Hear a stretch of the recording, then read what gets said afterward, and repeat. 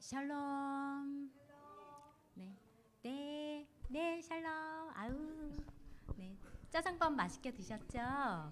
네, 아우 오랜만에 밥을 먹어가지고 네, 힘이 나지요. 네, 투표 안 하신 분 없죠? 네, 다 하셨죠? 투표 안 하신 분은 빨리 내려가서 하시고 오세요.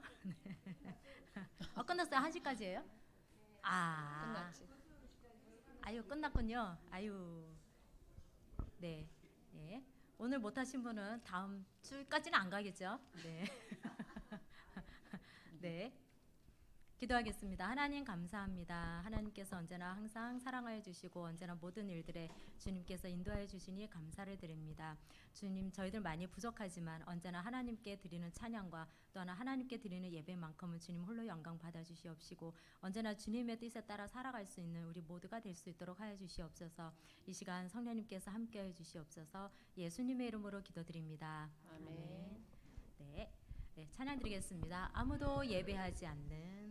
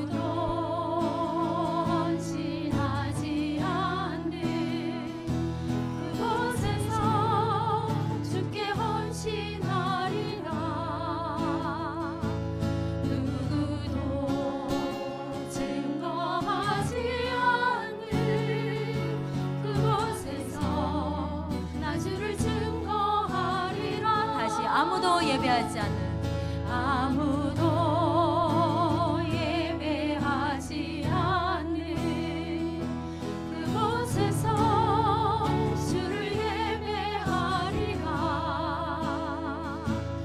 아무도 찬양하지 않는 그곳에서 나 주를 찬양하리라.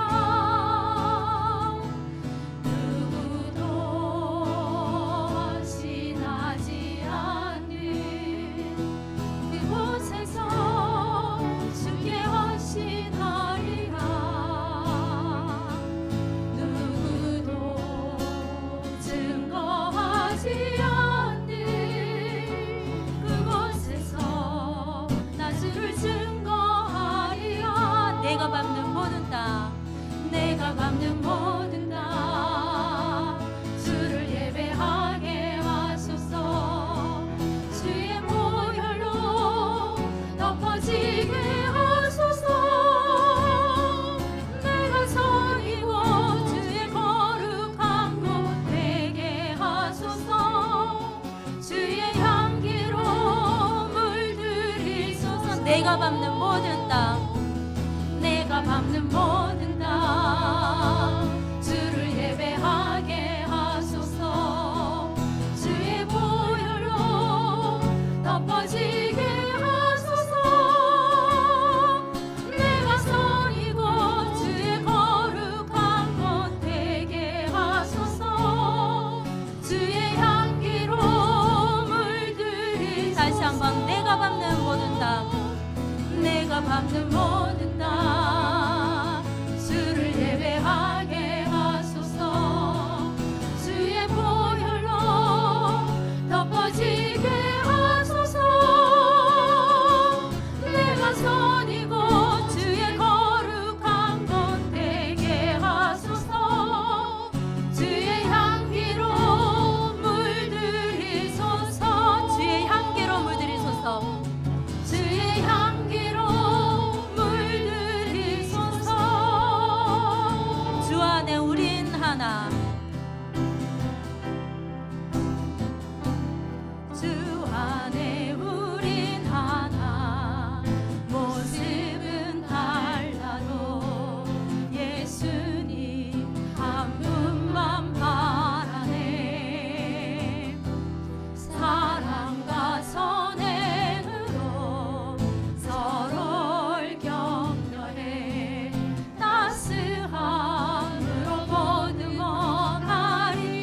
한번 주 안에 우린 하나.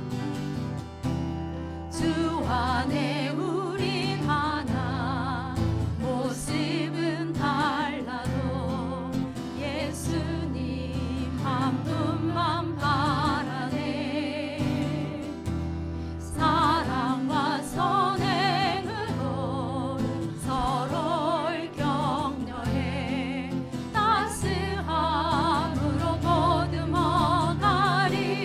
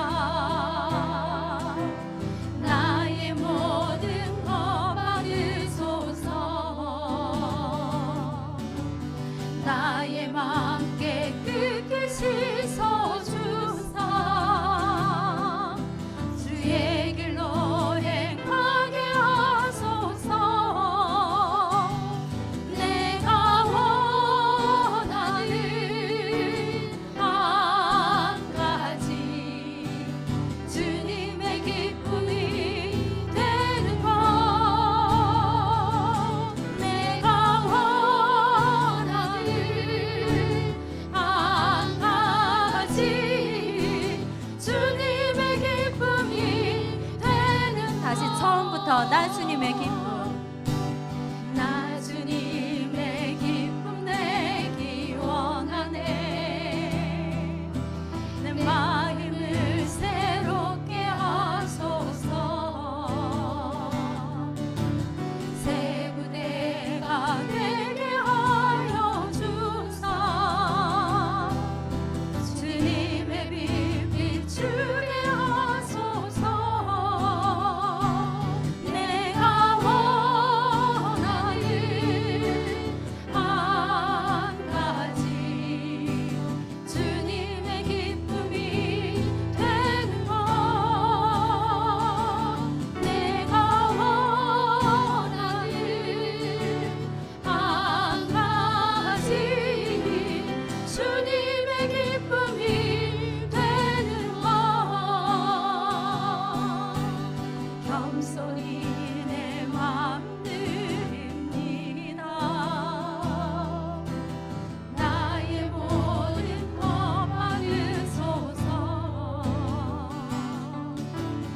나의 맘 깨끗게 씻어주사.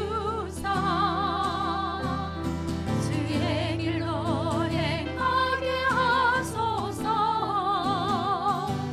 내가 원하는 한 가지 주님의 기쁨이 되는 것. 내가 원하는 한 가지 주님의 기쁨이 되는 것. 내가 원하는 한 가지. 내가 원하는 한 가지 주님의 기쁨이 되는 것. 내가 원하는 한 가지 주님의 기쁨이 되는 것. 다시 한번 내가 원하는 한 가지. 내가 원하는 한 가지 주님의 기쁨이 되는 것. 내가 원하는 한 가지 주님의 기쁨이 되는 것. 주님의 기쁨이 되는 것. 주님의 기쁨이 되는 것. 주님의 기쁨이 되는 것. 주님의 기쁨이 되는 것.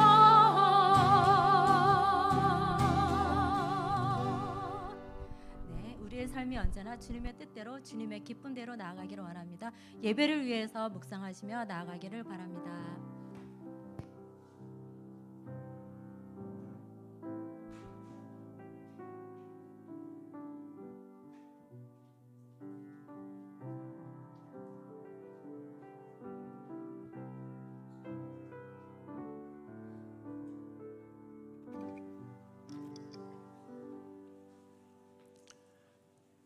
거룩하신 하나님, 6월을 시작하게 하시고 또 여름에 접어들도록 이끌어 주셔서 감사합니다. 더워도 추워도 하나님께서 주관하시는 자연의 섭리 속에 있기에 불평과 원망보다도 하나님의 섭리에 모든 것을 맡기고 의지하며 감사함으로 받아들이게 하시고, 그래서 우리의 살아가는 모든 삶 속에 좋은 일이 있든 힘든 일이 있든 모든 것을 하나님을 향한 감사로 소화해내는 믿음의 백성들 되게 하여 주옵소서. 이 오후 시간도 주님의 말씀을 사모하며 함께 모였습니다. 오늘도 생명의 양식으로 함께 하시고 말씀을 통하여 깨달음과 또 믿음의 힘과 또 주님의 사랑과 은총의 손길을 더 깊이 깨닫게 하시고, 또 우리가 어떠한 모습으로 세상을 살아가고 있는지 우리의 삶을 겸허히 뒤돌아보는 복된 이 시간 되도록 함께해 주옵소서. 감사드리며 예수님의 이름으로 기도드립니다. 아멘. 찬송 한 곡도 하죠. 452장입니다. 452장 찬송하시고 하명성 권사님 기도하시겠습니다.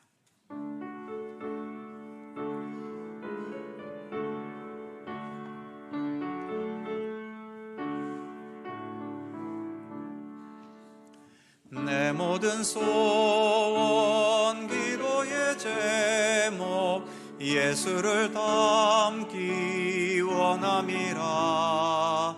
예수의 영상 나 있기 위해 세상에 보아 아끼잖네. 예수님 담긴 내가 원하네. 날 구원하신 예수님을 내 마음속에 지금 고도사 주님의 영상 인치소서. 무한한 사랑 풍성한 긍휼 슬픈 자 위로하시는 주. 길 잃은 죄인 부르는 예수 그 형상 담게 하옵소서. 예수님 담긴 내가 원하네. 날 구원하신 예수님을 내 마음속에 지금 고도사 주님의 영상 인치소서. 겸손한 예수 거룩한 주님 원수의 멸시 참으시사 우리를 위해 고난을 받은 구주를 담게 하옵소서. 예수님 담긴 내가 원하네. 날 구원하신 예수님을 내 마음속에 지금 고도사 주님의 영상 인치소서.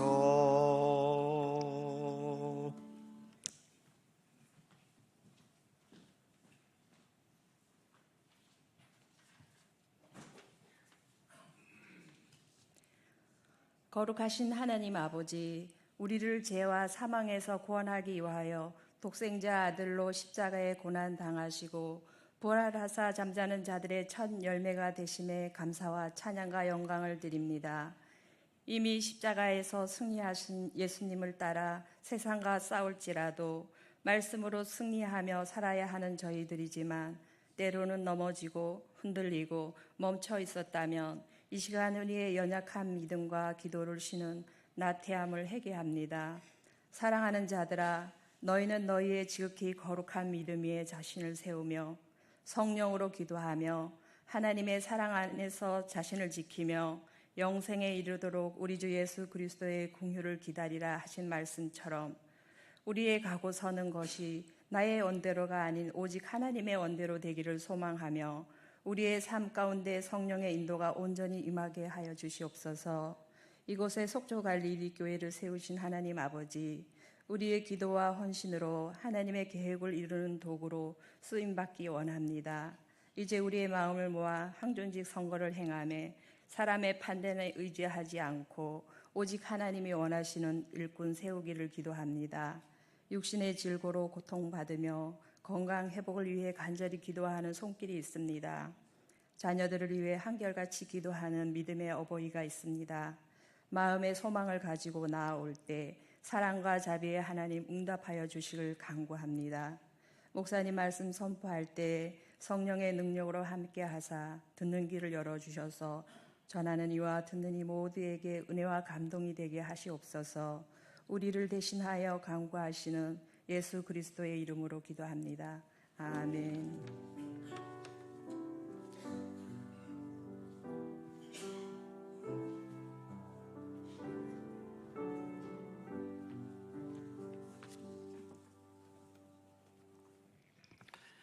성경 말씀 신약 마태복음 21장 33절입니다. 신약 성경 36면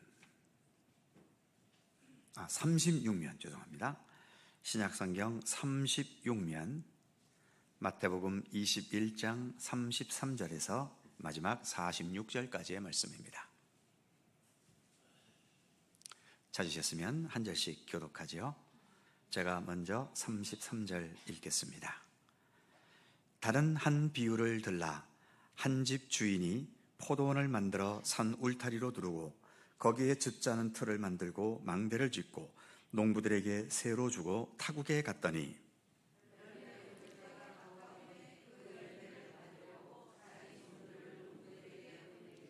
농부들이 종들을 잡아 하나는 심히 때리고 하나는 죽이고 하나는 돌로 쳤거늘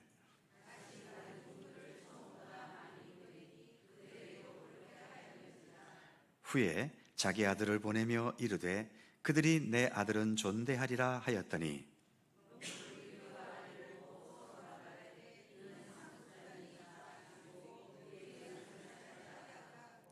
이에 잡아 포도원 밖에 내쫓아 죽였느니라.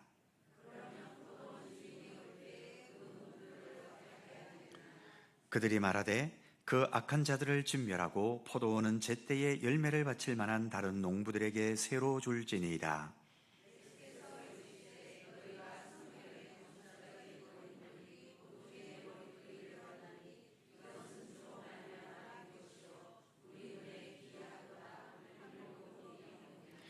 그러므로 내가 너희에게 이르노니 하나님의 나라를 너희는 빼앗기고 그 나라의 열매 맺는 백성이 받으리라.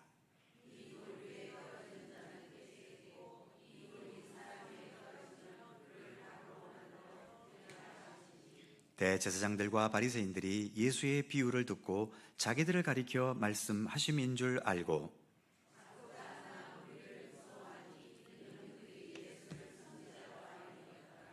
아멘. 오늘도 이 말씀 속에서 주님의 크신 은혜가 함께 하실 것을 믿습니다. 자, 예수님께서 마지막 일주일 예루살렘 성에 들어오셨고 또 예루살렘 성전에 있는 장사하는 무리들을 다 쫓아내시고 당사판을 둘러 엎으시면서 또 심한 논쟁이 벌어질 수밖에 없었지요. 계속해서 성전 안에서 일종의 성전 권력자라고 해야 될까요? 대제사장들과 또 바리새인들 그리고 백성의 장로들 그리고 예수님 사이에 계속되는 논쟁이 이어지고 있고 오늘의 말씀도 그 논쟁 중에 한 부분입니다. 논쟁 중에 한 가지 비유를 말씀하시면서 마지막 부분에 있는 것처럼 이것이 대제사장들과 바리새인들을 가리키는 그런 비유를 말씀하고 계시는 거죠. 자, 한 절씩 또 읽어가면서 본문의 내용을 살펴보겠습니다. 먼저 33절, 34절 같이 읽죠. 시작. 다른 한 비유를 들으라. 한 집 주인이 포도원을 만들어 산 울타리로 두르고 거기에 즙자는 틀을 만들고 망대를 짓고 농부들에게 새로 주고 타국에 갔더니 열매를 거둘 때가 가까움에 그 열매를 받으려고 자기 종들을 농부들에게 보내니. 자, 본문에 등장하는 포도원 주인과 그리고 그 포도원에서 일하는 일꾼들이 등장을 하고 있죠. 분명 유인물 1번에 있는 것처럼 포도원 주인과 종들 사이에는 분명한 경계선이 있습니다. 아무리 세상이 평등한 세상이 되고 모두의 생명의 가치가 똑같다 하더라도 그럼에도 서로와 서로 사이에는 분명한 경계선이 있게 마련입니다. 아무리 평등해도 어른과 애들 사이가 그렇다고 애들이 어른을 향해서 마음대로 맘먹어야 되겠습니까? 그리고 한 나라가 위로 대통령과 그리고 급수에 따라서 공직자들이 이렇게 있겠지요. 당연히 거기에는 상하 관계가 있습니다. 아무리 백성들이 대통령을 뽑았다 하더라도 대통령으로 세웠으면 또 대통령에게 걸맞는 예우를 해야 되지요. 그래서 세상 모든 것에는 거기에 맞는 질서가 있고 순서가 있습니다. 우리 인간관계 속에서도 그러한데 하나님과 우리 인간 사이는 과연 어떠하겠는가? 이 경계선은 더 분명한 거죠. 대통령은 우리가 세웠으니까 마음에 안 들면 탄핵해서 끄끌어 내릴 수도 있습니다. 하지만 우리가 하나님을 만든 건 아니잖아요. 물론 뭐 무신론자들이나 또 종교를 부인하는 사람들은 인간이 신들을 만들었다라고 뭐 말하는 사람 대부분 그렇게 말합니다만 그건 어림도 없는 얘기지요. 우리 인간보다 높은 차원에 있는 그 하나님을 인간이 어떻게 만들어냅니까? 그냥 상상은 할 수 있겠지만 신을 만들어낼 수는 없죠. 인간에 의해 만들어진 신 앞에 우리가 머리 숙이고 그걸 숭배한다면 그만큼 어리석은 게 어디 있습니까? 특별히 기독교에서는 우상 숭배를 무척이나 싫어하지요. 하나님도 그것은 싫어하십니다. 십계명에서도 나 외에 다른 신을 내게 두지 말라. 두 번째 계명이 뭐죠? 너를 위하여 새긴 우상을 만들지 말라. 우상은 분명히 사람이 새겼습니다. 그런데도 사람들이 그 앞에서 절하고 자기의 인생을 맡기는 거죠. 어느 시대나 예나 지금이나 최고의 우상은 뭐겠습니까? 역시 뭐니 해도 머니지요. 돈입니다. 돈은 하나님이 만드셨나요? 하늘에서 떨어뜨려 주셨나요? 분명 돈은 우리 인간이 만들었습니다. 그런데 지금의 세상은 사람이 돈을 지배하기보다도 오히려 이제는 돈이 사람을 지배하는 영역이 훨씬 더 많아졌습니다. 돈 앞에서는 꼼짝을 못 하잖아요. 어떻게 이 돈의 장벽을 넘어설 수 있겠습니까? 돈이 아니면 해결이 안 되는데, 그런 일들이 자본주의 사회일수록 또 금융이 발달한 세상일수록 그런 것이 훨씬 더 많지 않습니까? 주식 투자하시는 분들이 계실지 모르겠는데 하나님께서 주식 투자에 관여하실까요? 모르겠어요. 관여하실지 안 하실지 모르겠지만 주식을 놓고 주여 제가 어느 회사 주식을 샀는데 제발 오르게 하시옵소서 기도하시면 하나님께서 그 주식을 오르게 하실까요? 하나님께서 주가를 오르게 내리게 하시는 것보다도요, 그 주식시장에 큰 손들이 있잖아요. 큰 손들이 조작하면서 오르고 내리고 하는 경우들이 훨씬 더 많을 겁니다. 그러니까 돈도 가진 사람이 위력을 발휘하게 돼 있는 거잖아요. 그래서 우리 인간들이 어쨌든 돈을 만들어 놓고 그 돈 앞에, 그리고 돈을 가진 사람 앞에 머리 숙일 수밖에 없고 그들에게 내 인생을 맡길 수밖에 없는 일들이 이 세상 속에서는 참 얼마나 많이 일어나는지 모릅니다. 자, 그러나 어쨌든 우리는 하나님을 믿는 사람들 아닙니까? 하나님과 우리 인간 사이에는 분명한 경계선이 있습니다. 넘어설 수 없는. 물론 우리 인간의 역사 속에서 그 경계선을 넘어보려고 했던 시도들이 몇 차례 있었지요. 벌써 성경에만 해도 창세기 3장에 아담과 하와가 하나님께서 먹지 말라고 하신 선악을 알게 하는 나무를 먹었지요. 무슨 욕망 때문에? 나도 하나님처럼 되겠다는 욕망으로 먹은 겁니다. 그래서 하나님이 되나요? 오히려 죄에 대해서만 눈이 더 밝아져 버리는 바람에 에덴 동산에서는 서로 벗고 사는 것이 부끄러움이 아니었지요. 그런데 눈이 밝아지니까 이제는 벗고 사는 게 서로 부끄러움이 된 겁니다. 그러면서 사람은 이제 가리기 시작하는 거죠. 이제는 하도 가려가지고 도대체 저는 마음속에 뭘 생각하고 있는지 늘 이게 우리가 살면서 제일 큰 고민 중에 하나인 거죠. 우리가 한 가족으로 이렇게 살지만 특히 우리가 자녀들을 기를 때에 요즘에는 옛날에는 미운 7살이라고 그랬는데 지금은 미운 3살인지 미운 2살까지도 내려가는 것 같아요. 도대체 이놈의 머릿속에는 뭘 생각하고 있는지, 도대체 어디로 튈지 알 수가 없습니다. 세상에서 제일 무서운 사람이 누군가 하면 중2라고 그러죠. 중학교 2학년. 이 한참 청소년기에 들어서서 정말 이 중2의 애들은 중2가 다 그런 건 아니겠지만 진짜 얘네들은 머릿속에 뭘 생각하고 사는지를 모릅니다.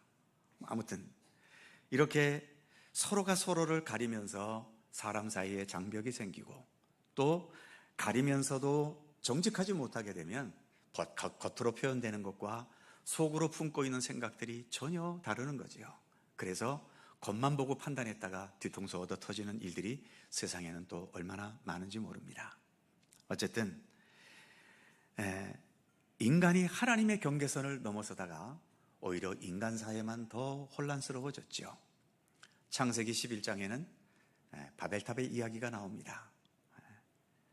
바벨탑, 높은 탑을 쌓는 거죠. 왜 쌓습니까? 하나님과 똑같아지겠다는 거죠. 하나님이 하늘에 계셔? 그럼 우리도 하늘에 탑을 쌓아 올라가서 하나님과 1대1로 단판 한번 지어보자. 이제 그런 욕망으로 바벨탑을 쌓은 거지요. 그러나 그 결과는 어떻습니까? 그래서 하나님을 만나나요? 하나님도 못 만날 뿐만 아니라 그 바벨탑을 쌓아 올라가면서 위에서 쌓고 있는 사람과 아래에서 있는 사람이 서로 언어가 통하지 않습니다. 언어의 혼잡이 일어났지요. 그래서 사람과 사람 사이는 이제는 말도 통하지 않습니다. 늘 말씀드리지만 차라리 우리가 미국 사람이나 영국 사람이나 외국 사람하고 대화를 하면 대화가 통하는데 같은 말을 쓰면서도 대화가 안 통하는 사람이 있죠. 누굽니까? 북한입니다. 북한 남북이 회담할 때에는 통역관이 필요가 없어요. 그런데 제일 합의가 안 되고 제일 뜻이 안 맞는 게 남북 간의 대화 아닙니까? 사람과 사람 사이에도 때로는 같은 가족끼리라도 또는 같은 성도인데도 서로가 뜻이 안 맞고 또 어떤 기분 안 좋은 그런 일들이 있게 되면 정말 서로 간에 대화를 해도 대화가 통하지 않습니다. 그래서 하나님과 그렇게 대결을 하려고 하다가 우리의 인간 사회만 더 혼잡스러워져 버리는 거죠. 자, 유인물로 다시 돌아가 볼까요? 1번에 포도원 주인과 종들 사이에 분명한 경계선. 1번에 보면 주인은 무엇을 했습니까? 포도원을 만들었고 산 울타리를 만들었고 즙자는 틀도 장만했고 망대도 지었고 포도원의 모든 것을 만들었습니다. 반면 종들은 뭘 갖고 왔죠? 아무것도 갖고 온 것 없고 오직 한 가지, 노동력만 가지고 온 겁니다. 그래서 이 노동력을 제공하면서 소출이 났을 때의 그 일정량을 주인에게 상납해야 하는 거죠. 이거는 어느 세상이든 주인과 종의 관계라면 이게 평등한 관계고 불평등의 관계고를 떠나서 종들이 주인이 장만한 것에 가서 일을 하게 되면 그 일의 결과의 일정량은 주인에게 상납해야 하는 것은 당연한 질서입니다. 이 질서를 싫어하면, 물론 주인이 과도하게 소출을 걷어간다면 이거는 따져봐야 될 문제이지만 정당하게 가져간다면 그것은 당연히 인정을 해야 되는 거죠. 밑에 3번을 볼까요? 이 세상은 누가 만들었습니까? 우리 인간이 세상을 만들었나요? 인간이 산을 만들었습니까? 인간이 물을 만들었습니까? 인간이 공기를 만들었습니까? 아니면 인간이 땅을 만들었습니까? 인간이 나무를 만들었나요? 아무것도 만든 게 없습니다. 모든 것은 다 하나님께서 완벽하게 만들어 놓으셨고 우리 인간은 그냥 하나님 만드신 곳에서 살기만 하면 되는 거예요. 살면서 우리 인간이 하나님을 향해 드려야 될 것이 있지요. 찬양을 돌리고 영광을 돌리고 하나님께서 말씀하신 말씀에 순종하고, 이것이 우리 인간이 하나님 앞에서 살아야 될 삶의 모습인 겁니다. 이 선을 넘어가면 안 되는 거지요. 그러나 불행하게도 우리 인간들은 이 선을 수없이 넘어왔고 지금도 여전히 과학기술의 발전과 또 경제의 발전과 인간의 어떤 지식과 판단과 능력과 이러한 것을 앞세우면서 계속 하나님을 향한 그 선을 넘어가려고 하는 거죠. 넘어가려 하면 할수록 그래서 인간의 지위가 높아지고 인간 세상이 좋아지는 게 아니라 더 복잡해지고 혼란해지는 곳으로 나아가고 있는 겁니다. 자, 그 다음 35절과 36절을 읽어보지요. 35절 36절 시작. 농부들이 종을 잡아 때리고 하나는 죽이고 하나는 돌로 쳤거늘 다시 다른 종들을 처음보다 많이 보내니 그들에게도 그렇게 하였는지라. 그렇습니다. 앞부분 34절에 이제 소출할 때가 되어서 그 소장료를 받으려고 종을 보냈지요. 그랬더니 지금 35절 36절처럼 그 주인이 보낸 종들을 때리고 죽이고 난리가 났습니다. 자, 큰 2번 보시면 종들이 지금 뭐가 되고 싶어 하죠? 주인이 되고 싶어 합니다. 왜 우리가 종이 돼야 돼? 우리도 얼마든지 주인 될 수 있어. 그러면서 벌이는 행태가, 주인이 되고 싶으면 어떻게 하면 됩니까? 주인의 밭을 돈 주고 사면 되잖아요. 그런데 사자니 돈은 없고 주인은 되고 싶고, 그러다 보니 주인이 소장료 받으러 온 종들을 때리고 죽이면서 소장료를 안 내는 겁니다.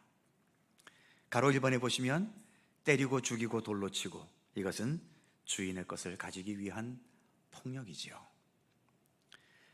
어쨌든 주인이 아닌 사람이 주인 행사를 하려면 거기에는 어쩔 수 없이 여러 가지의 폭력이 동원될 수밖에 없습니다. 이것을 내가 갖고 있는데 저 사람이 이것을 갖고 싶어 해요. 근데 이건 내 거야. 정당하게 가져갈 방법이 없어. 그럼 오직 남은 방법은 폭력이지요. 때려 죽이든지 아니면 안 내놓으면 죽여 해갖고 가서 빼앗아 가든지 그 방법밖에 없잖아요. 사실 우리 인간의 역사는 그런 역사 아니든가요? 지금도 세계 곳곳에서는 전쟁이 벌어집니다. 전쟁이 왜 납니까? 정당하게 내 것이라면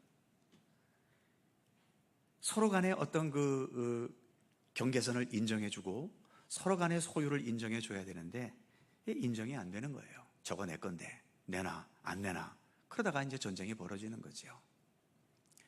지금 우리 북한도 남한도 지금 그런 상태입니다. 우리 입장에서는 저 한경도 끝까지가 대한민국의 영토잖아요. 헌법에서도 그렇게 말하고 있고 북한은 또 어떻습니까? 북한은 또 부산 저 끝에까지 또 자기네 땅이라고 하고요. 결국 어떻게 해야 될까요? 이게 합의가 안 되면 결국 또 언젠가는 전쟁이 벌어질 수밖에 없는 거지요. 알고 계시는 것처럼 우리는 지금 정전 상태가 아닙니다. 전쟁이 멈춘 상태가 아니라 무슨 상태죠? 휴전 상태예요. 전쟁을 잠시 쉬고 있는 거예요.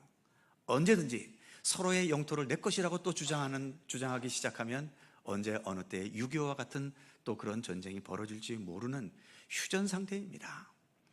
하도 휴전 상태가 이제 이렇게 50년 넘게 60년, 70년 돼가니까 이젠 전쟁이 안 나려나 보다 하고 그래도 전쟁을 겪으셨던 어르신들 세대는 그래도 불안함이 있지만 이 전쟁을 겪지 않았던 시대는 이게 그냥 앞으로 계속 갈 것 같은 그런 느낌을 갖게 되지요.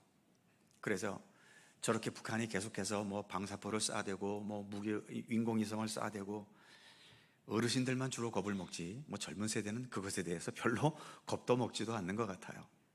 자, 앞으로 어떻게 될지 아무튼 자기 것이 아닌 것을 탐내면 결국 이렇게 폭력이 동반될 수밖에 없습니다. 가로 2번 인간이 세상의 주인 노릇을 하면서 과연 낙원을 만들었는가? 아니면 정글 같은 세상이 되게 했는가? 어떻습니까? 우리 인간이 세상의 만물의 영장이 되면서 세상을 낙원을 만들었나요? 보시는 것처럼 낙원이 아닙니다. 점점 과학이 발달하고 또 경제와 학문이 발달하고 그럴수록 세상은 더 힘들어져 갑니다. 여러분 지금 우리 시대의 젊은이들 일단 공부하는 10대부터 물론 여러 어르신들도 어릴 때 공부 열심히 하셨겠지만 지금 애들 공부하는 것에 비하면 여러 어르신들은 정말 편하게 공부하신 겁니다. 그때는 공부를 포기라도 할 수 있었죠. 공부 안 하고 난 농사 짓겠다 그러면 그때는 가능했는데 지금은 그것도 가능하지도 않아요. 어떻게든지 공부를 해야 됩니다. 공부를 하면 또 제한된 그 경쟁률을 뚫기 위해서 지금도 여전히 우리 아이들은 어릴 때부터 밤을 새가며 그리고 그것도 공평하게 공부하면 모르는데 고액과외라는 것이 있잖아요. 어쩔 수 없이 많이 가지고 있는 부유층들이 더 좋은 교육의 조건 속에서 공부할 수밖에 없고 그러니 여기서부터 벌써 불공평이 시작이 되는 겁니다. 그러니 세상이 얼마나 복잡해질까요? 그리고 20, 30대의 젊은이들 옛날에는 서울대 나왔다고 그러면 미래가 보장됐잖아요. 지금은 서울대를 나와도 실업자입니다. 일터가 없어요. 대학까지 배웠는데 공장 가서 뭐 만들라고요? 이게 가능하겠습니까? 차라리 대학을 안 나왔다면 공장이든 어디든 농사를 짓든 맘 편하게 가겠는데 남들만큼 배워서 지식도 이만해졌는데 아무 공장에 나가서 일을 해라? 이게 젊은이들한테 가능하겠습니까? 가래들은 갈지 모르지만 가게 되면 이제는 패배감 속에 살아가는 거죠. 나는 인생에 실패해서 이렇게 공장에서 일이나 하고 있다라고 그런 패배감 속에서 살아가니 그 젊은 아이들의 삶이 오죽 힘들겠습니까? 그러니까 인간이 세상의 주인 노릇을 하면서 인간 세상을 만들어 놓으면 절대로 낙원이 되지 않습니다. 아직도 경제가 더 발전하면 더 세상이 민주화되면 그리고 더 세상이 더 공평해지면 세상이 낙원이 될 것이다. 어림도 없는 얘기입니다. 인간의 한계를 아셔야 되는 거예요. 그래서 인간이 세상 주인 노릇을 하면 낙원이 되지 않습니다. 지금 종들이 왜 주인이 모든 것을 다 가지느냐? 종들의 세상이 되게 하자 하고 주인을 둘러엎으려고 하죠. 그래서 종들에게 평화가 옵니까? 세상이 공평해집니까? 그럴 수 없는 것을 말해주고 있지요. 그 밑에 가로 3번, 경제발전, 첨단과학과 기술, 예술과 문화는 인간 사회를 평화롭게 하는가? 아니면 더 심한 경쟁체제, 대립체제가 되게 하는가? 우리가 보는 것처럼 그렇게 돼가고 있지요. 그 다음 세 번째, 이제 이 종들은 자기들의 세상이 되게 하기 위해 소위 잔머리를 굴립니다. 그것이 37절에서 39절이죠. 같이 읽습니다. 37절에서 39절 시작. 후에 자기 아들을 보내며 이르되 그들이 내 아들은 존대하리라 하였더니 농부들이 그 아들을 보고 서로 말하되 이는 상속자니 자 죽이고 그의 유산을 차지하자 하고 이에 잡아 포도원 밖에 내쫓아 죽였느니라. 네, 그렇습니다. 주인이 종들을 보내도 이 포도원 일꾼들이 다 죽이고, 그러니까 나중에는 내 아들을 보내면 그래도 이들이 내 말을 들을 것이다 라고 생각하고 아들을 보냈습니다. 그랬더니 이 농부들이 또 뭐라고 생각해요? 38절에 있는 것처럼 저 아들을 죽여서 그럼 저 아들에게 갈 유산이 우리에게 오지 않겠는가? 머리를 굴리고 있는 거죠. 가로 1번을 볼까요? 유인물에 주인의 아들을 죽여서 그 유산을 차지하자. 자, 첫 번째 작대기, 이들의 계산과 잔머리는 쓸만한가? 쓸만합니까? 여러분들 보시기에 주인의 아들을 때려 죽이면 주 아들에게 갈 유산이 종들에게 갑니까? 법적으로 그렇게 되어 있나요? 유산은 못 갑니다. 못 가는데 종들이 자기 생각하기에는 아들이 없으니까 이제는 그 재산은 우리 것 아니겠는가? 뭐 이런 식으로 머리 굴리고 있는 거죠. 요즘 수요기도의 이제 창세기 앞부분을 좀 읽어가고 있습니다만 아담과 하와가 범죄했잖아요. 아까도 말씀드린 것처럼 범죄하고 나서 그 이전에는 벌거벗은 것이 부끄러움인 줄 몰랐는데 벌거벗은 게 부끄러움이 느껴졌어요. 그래서 그들은 부끄러움을 가리기 위해서 무엇을 했습니까? 무화과나무 잎으로 치마를 엮어서 이렇게 수치를 가린 거지요. 그런데 무화과나무의 잎을 가지에서 잘랐을 때 과연 얼마 동안 그 잎이 가지에 붙어 있을까요? 꼭 해야 한 일주일은 붙어 있을까요? 보통 꽃꽂이의 꽃이 일주일 정도 가니까 일주일 지나면 어떻게 됩니까? 무화과나무 잎이 다 떨어지죠. 그러면 그거 가지만 갖고 가려봐야 뭐가 가려지겠어요? 그러니까 이것 갖고서는 가림의 도구가 일시적인 가림은 되겠지만 본질적인 가림은 되지 못하는 거예요. 그러니까 아담과 하와 입장에서는 무화과나무를 가지고 가리면 그래도 가려질 것이다 라고 생각해 보지만 인간의 잔머리는 거기까지밖에 안 되는 거지요. 그래서 하나님께서 아담과 하와를 에덴 동산에서 쫓아내실 때에 그들에게 무엇을 입히셨습니까? 가죽옷을 입혔다라고 되어 있잖아요. 가죽옷과 무화과나무 잎으로 치마를 엮어 만든 옷과 비교하면 어떻습니까? 비교가 안 되는 거죠. 하나님께서 주신 가죽옷은 이게 가죽옷이 하루 이틀 입어갖고 구멍 나겠습니까? 이건 몇 년을 입어도 튼튼한 것이죠. 옛날 옷이 없었던 시대에는 이런 가죽옷 한 벌이 그 사람 평생 입는 옷이 되기도 했었습니다. 그만큼 하나님께서 우리를 향해 펼치시는 뜻과 섭리는 우리 인간의 그 능력과 모든 범위를 충분히 넘어서는 완벽한 것임을 보여주고 있는 거죠. 자, 유인물로 가서 1번의 두 번째 작대기를 보시면 그래서 지금 말씀드린 아담과 하와 또 바벨탑을 쌓던 자들의 계산, 이들의 계산도 쓸만했는가? 다 쓸모없는 계산들이었던 겁니다.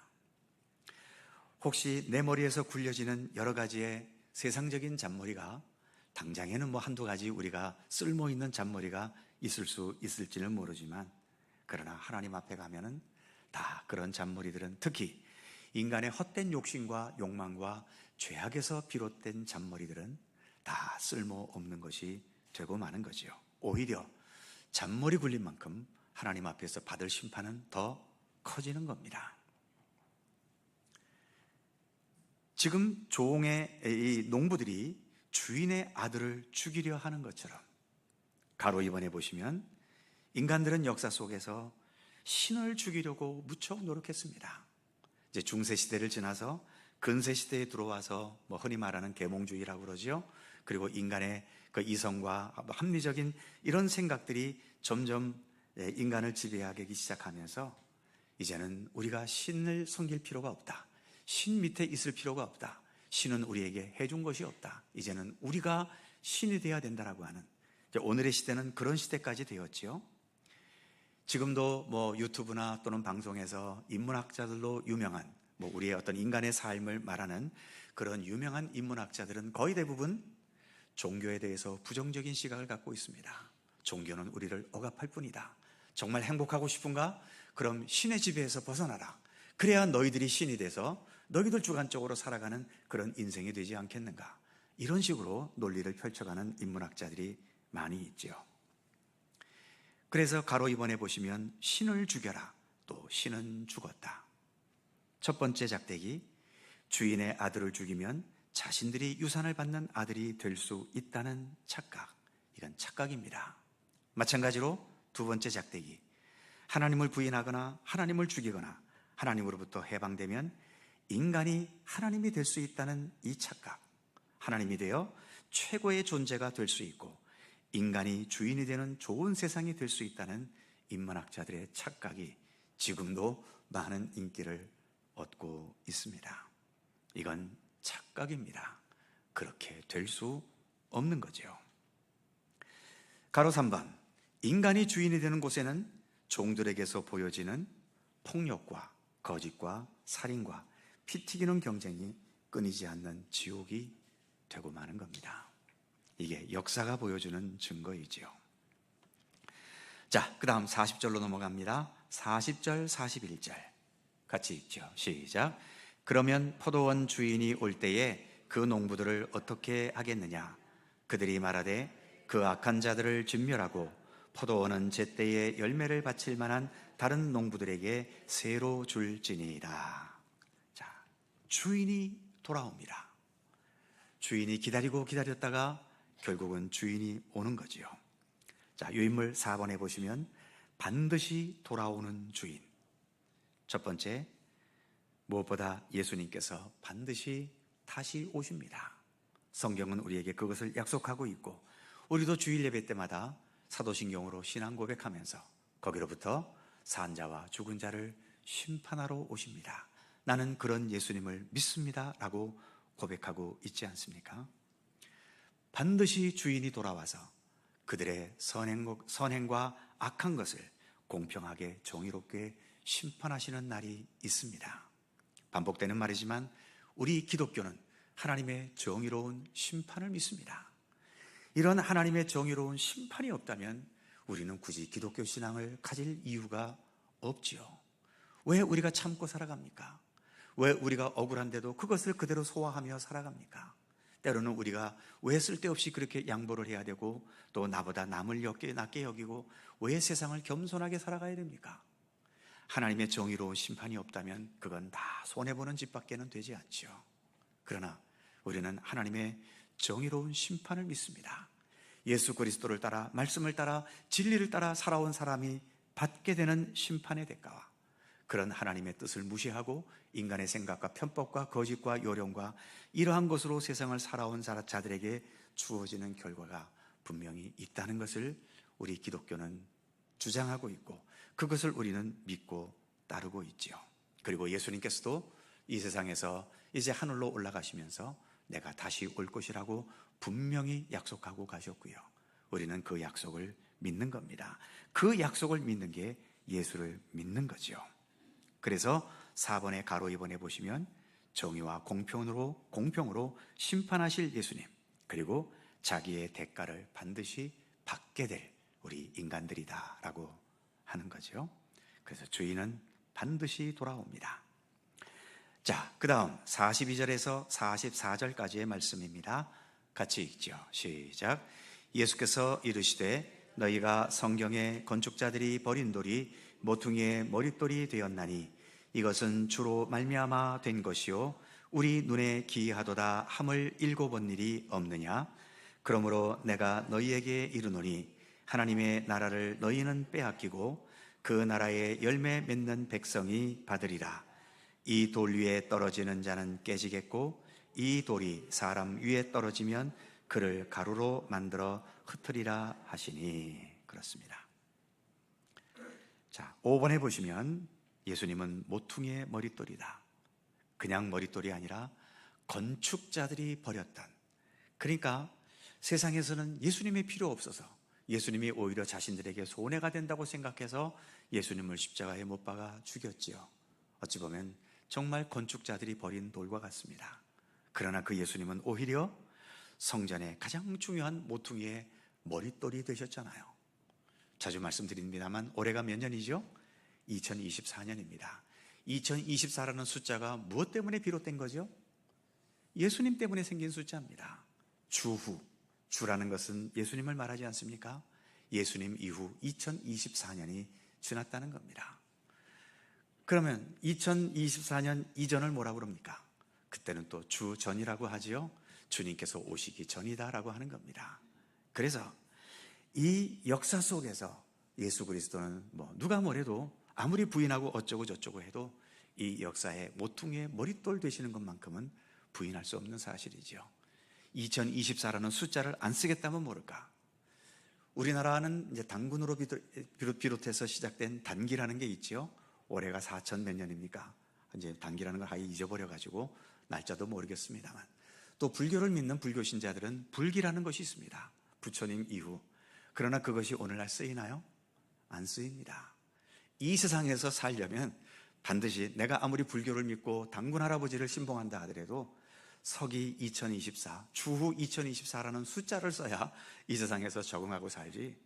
어떤 서류를 낼 때, 은행에 가서 서류를 낼 때 나는 단군 할아버지 믿어 4200 몇 년 하고 서류를 내면 그 서류가 접수가 됩니까? 접수 안 됩니다. 그렇기 때문에 좋든 싫든 간에 이 역사의 중심에는 예수 그리스도께서 계시다는 것을 인정을 할 수밖에 없는 거죠. 자, 어찌됐든 먼저 가로 1번에 보시면 예수님은 바로 죽은 아들과 같다. 이 주인이 아들을 보냈는데 이 종들이 죽여버렸던 그 아들과 같다는 거죠.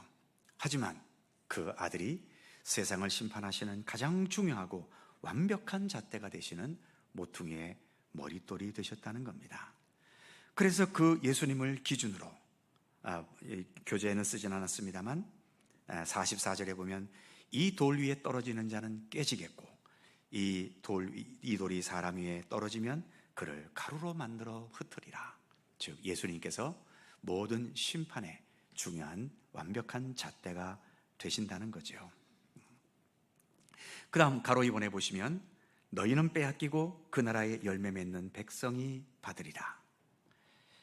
지금 이 아들을 죽일 때까지는 이 종들은, 이 농부들은 이제 우리가 아들까지 죽였으니 세상은 우리의 세상이 될 것이다 라고 기뻐했겠죠. 그러나 결국은 주인이 다시 오심으로 말미암아 이들은 다 쫓겨나고 그들이 저지른 짓에 대한 심판을 받게 된다는 거죠. 그래서 너희는 빼앗길 것이다. 그리고 그 나라는 열매를 맺을 수 있는 그런 백성들이 그 나라를 물려받게 될 것이다 라고 말씀하고 있죠. 그래서 첫 번째 작대기, 현재의 성공과 번영에 너무 집착하지 말아라. 성공과 번영에 집착하지 않는다면 이걸 또 뒤집어 말하면 현재의 가난과 망한 것과 뜻대로 되지 않는 것에도 너무 집착하지 말라는 겁니다. 이것을 우리가 극복할 수 있을 만큼의 능력은 되지 못하지만 너무 집착하지는 말자는 거죠. 성공하지 못했다고 해서 내 인생 자체가 망한 것이라고 생각해서는 안 됩니다.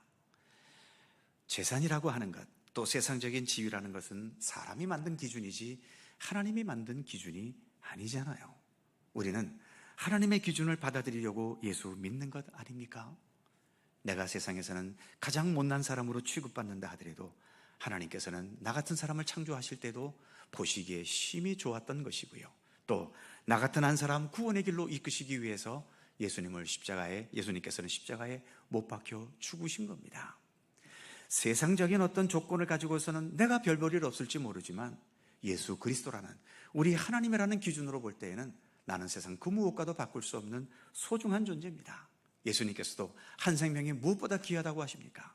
천하보다 귀하다고 하잖아요. 남의 생명만 천하보다 귀한 게 아닙니다. 그 이전에 이미 내 생명이, 내 인생 이 자체가 하나님 앞에서는 천하보다도 더 소중한 존재라는 것을 우리가 먼저 인식해야 되죠. 그래서 보통 심리학자들이 또는 정신건강을 주장하는 사람들이 하는 말이 있지 않습니까? 내가 나를 사랑하지 못하면 남도 사랑하지 못한다는 겁니다. 그러니까 기독교 신앙은 물론 우리가 남들을 위해서 섬기고 봉사하고 헌신하고 사랑을 실천하는 것을 말합니다만, 그것이 가능하려면 내가 주 안에서 얼마나 소중한 존재인지, 주님께서 나를 어떠한 존재로 보고 계시는지, 이것을 우리가 제대로 알고 인식해야 우리가 남을 위해 헌신하는 것도 거짓된 헌신이 아닌 진실하게 헌신하고 돕고 섬기고 사랑할 수 있는 그러한 삶이 가능해지게 되는 거죠. 그래서 현재의 성공과 번영에 너무 집착하지 말아라. 우리에게는 어떤 때가 옵니까?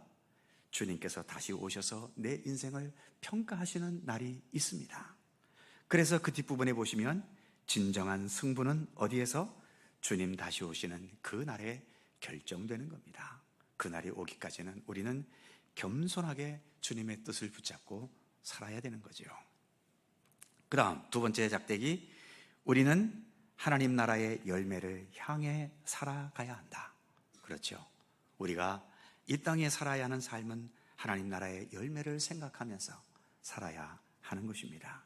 내가 어떤 직업을 갖고 있든 어떤 여건 속에서 살아가든 여기에서 내가 하나님의 사람으로서 어떻게 살아야 될 것인가를 늘 생각하면서 주님의 뜻에 조금이라도 더 가까이 다가가려는 그러한 경건의 노력 속에 살아가는 것, 그것이 유일한 승리의 길이고 생애의 의미 있는 열매를 맺는 길이다라고 본문은 말씀하고 있는 거죠.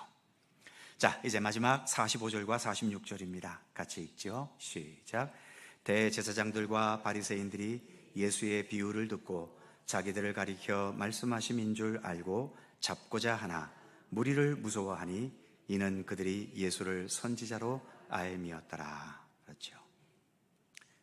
자, 6번 대제사장과 바리새인들, 가로 1번에 보시면 대제사장들과 바리새인들은 세상 권세를 가진 자로 인식하고 있지만 이들이야말로 하나님 앞에서 본문의 종들처럼 가장 어리석고 불쌍한 존재들입니다. 자기들은 나중에 예수님도 죽였고 또 자기들의 어떤 능력과 힘으로 성전 안에서 최고 상위에 있는 그런 위치에 있는지 모르지만 이들이야말로 자신을 모르는 가장 어리석고 불쌍한 존재들이라는 것입니다. 특히 이들에게 치명적인 약점을 하나 본문이 지적하고 있죠. 바로 가로 2번에 있는 것처럼 예수를 잡고자 하는데 뭘 무서워하죠? 무리를 무서워합니다. 지금 이들이 누구예요? 성전에서 제사를 주관하는 대제사장이고 또 회당이나 성전에서 하나님의 말씀을 가르치는 바리새인들입니다. 이들은 무서워한다면 뭘 무서워해야 될까요? 말씀을 무서워해야 되고 주님의 뜻을 무서워해야 되고 하나님의 손길을 무서워해야 되잖아요. 그런데 정말 예수가 잘못된 사람이라면 이들은 어떻게 해야 됩니까? 하나님의 의의를 가지고 예수님을 당연히 잡아야죠. 그런데 예수를 잡고자 하나 왜 못 잡았어요? 무리를 무서워했다는 겁니다. 사람을 무서워했다는 거죠. 그러니까 이 지금의 여기 나오는 대제사장과 바리새인들은 하나님 때문에 대제사장과 바리새인이 되었으면서도 하나님 눈치를 보지 않고 누구 눈치를 봅니까? 사람의 눈치를 보고 있는 거예요. 자신에게 헌금을 가져다 줄 그런 성전에 와서 헌금을 바치고 재물을 바쳐줄 그러한 무리들의 눈치를 보고 있는 겁니다. 하나님의 일꾼이 아니라 이것은 결국 사람의 일꾼일 뿐인 거죠. 자기들로서는 어떤 지위를 가지고 뭘 자랑하고 있을지 모르지만 하나님께서 보실 때에는 이들은 정말 쓸모없는 존재들밖에는 되지 않는 겁니다. 그래서 세상에서는 높은 자리에서 떵떵거리고 큰 권세와 명예를 누렸지만 하나님 앞에 가서는 쪽박차는 자들이 엄청나게 많고요. 반대로 세상에서는 삶의 밑바닥에서 아무런 관심의 대상도 되지 못하고 죽도록 고생만 하다가 살았지만 하나님 앞에 가서는 가장 존귀한 존재로 인정받는 일이 많은 겁니다. 그래서 예수님께서도 뭐라고 말씀하셨어요? 먼저 된 자가 나중되고 나중된 자가 먼저 될 자가 적을 것이다 많으리라고 말씀하신 겁니다. 그러니까 역전승은 뭐 축구에서만 있는 게 아니고 야구에서만 있는 게 아니에요. 진짜 완벽한 역전승은 주님께서 다시 오셔서 이 세상 모든 것을 심판하시는 그날에 우리가 상상도 못하는 역전극이 거기에서 벌어지는 겁니다. 우리는 역전패를 해야 되겠습니까? 역전승을 해야 되겠습니까? 역전승을 해야지요. 그 역전승을 향해서 오늘도 부지런히 예수님과 함께 동행하는 믿음의 길을 성실히 걸어가는 우리 모든 성도들이 되실 수 있기를 주님의 이름으로 축원합니다. 기도하겠습니다. 걸어가신 하나님, 예수님께서 한 걸음 한 걸음 십자가의 고난을 향해 가시는 장면을 우리가 마태복음을 통해 살펴보고 있습니다. 특히 바리새인들 또 대제사장들, 당시의 성전에서 권력자로 있었던 그러한 자들과 여러 논쟁이 계속 이어져 가고 있습니다. 자신들은 꽤나 능력이 있고 꽤나 똑똑하고 또 꽤나 많은 것을 알고 있다고 자부하는지 모르지만, 그러나 예수님 앞에 서게 됐을 때 이들에게 있었던 그 헛된 것과 온전하지 못하고 심지어 죄악된 것까지 이렇게 드러나고 있음을 우리가 말씀을 통하여 살펴봅니다. 늘 하나님 앞에 더 정직하기를 힘쓰는 주의 백성들 되게 하여 주옵소서. 주님 앞에 더 겸손할 수 있는 믿음의 의지도 허락하여 주시옵소서. 그래요, 우리가 걸어가는 이 믿음의 길 속에 우리 주 예수 그리스도와 함께 동행하면서 더 진실하고 참되고 아름다운 하나님의 사람으로서의 그 모습을 날마다 더 온전히 회복되어 가는 주님의 백성들 되게 하여 주시옵소서. 오늘도 복된 주일을 오후 시간까지 함께 해주셔서 감사합니다. 이제 모든 것을 마치고 우리의 삶의 터전으로 돌아갑니다. 한 주간도 주께서 평강과 사랑과 은혜로 또 주의 진리로 우리의 삶을 이끄시고 동행하여 주시옵소서. 감사드리며 우리 구주 예수 그리스도의 이름으로 기도하옵나이다. 아멘. 자, 서로 살펴보시면서 사랑의 인사 함께 나누시기 바랍니다. 한 주간도 건강하시고 평강하시기 빕니다. 좋은 날 되시고요.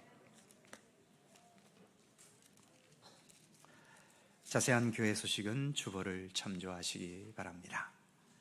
찬송가 450장 함께 부르시고 예배를 마치죠.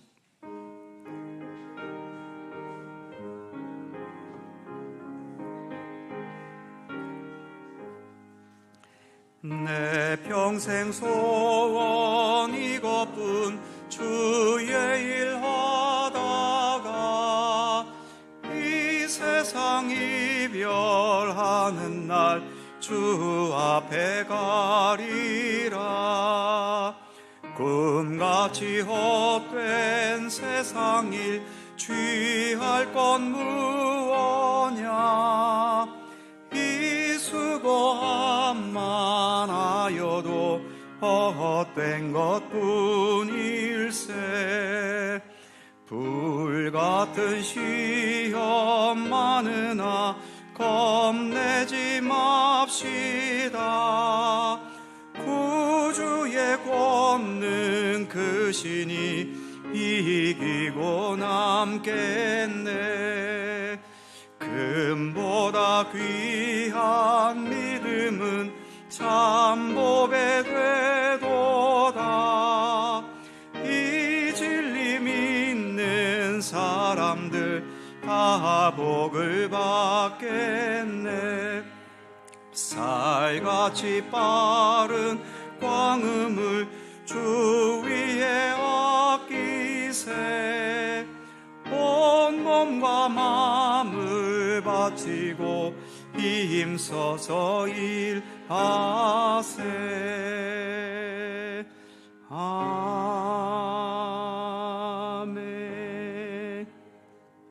축도하기 전에 오늘 있었던 2차 투표 결과가 나왔습니다. 공포하겠습니다. 장로 총 투표수 215표, 유효표 208표, 유효표에 대한 3분의 2가 139표인데 한 분이 피택되었습니다. 주충렬 집사님 피택되었습니다. 안수 집사 유효표 193표, 유효표에 대한 과반수가 97표인데 목표했던 두 분이 다 됐습니다. 정준원 집사님, 이성수 집사님이 안수집사로 피택되셨습니다. 권사, 유효표 206표, 유효표에 대한 과반수가 103표인데 역시 세 분 다 피택이 되었습니다. 송명임 집사님, 안효은 집사님, 박영숙 집사님, 이상 세 분이 과반수를 넘어서 권사로 피택되었습니다. 안수집사 권사는 목표에 또 도달했는데 장로님이 역시 3분의 2는 참 어려운가 봅니다. 한 분밖에 피택되지 않아서 어쩔 수 없이 다음 주에 3차 투표를 장로만을 놓고, 장로 피택자만을 놓고 할 수밖에 없게 되겠습니다. 후보자는 두 분을 뽑아야 되기 때문에 배수 공천인 네 분입니다. 배종성 집사님, 이인갑 집사님, 지훈한 집사님, 김현석 집사님, 이렇게 네 분을 놓고 다음 주에 한 번 더 3차 투표를 하도록 하겠습니다. 이들의 득표수는 문자나 또 인터넷을 통해서 확인하시면 되겠습니다. 이상 공포를 마치겠습니다. 그래도 안수집사 권사님들은 다 돼서 다행스럽고요.